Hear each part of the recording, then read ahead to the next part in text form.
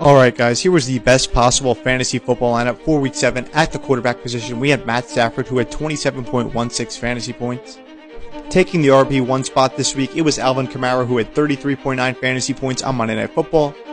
The second running back this week in fantasy football was DeAndre Swift with 28.4 fantasy points.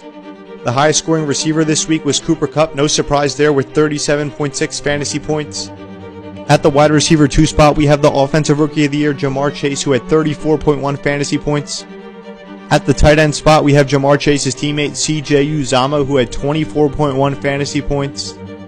At the flex, we had Mike Evans, who had 31.6 fantasy points, caught a hat-trick of touchdowns. The highest scoring defense this week was the Buccaneers defense that forced 5 takeaways, 18 fantasy points. And last but not least, the highest scoring kicker this week was Gano with 15 points. The entire team combined had 249.86 fantasy points this week.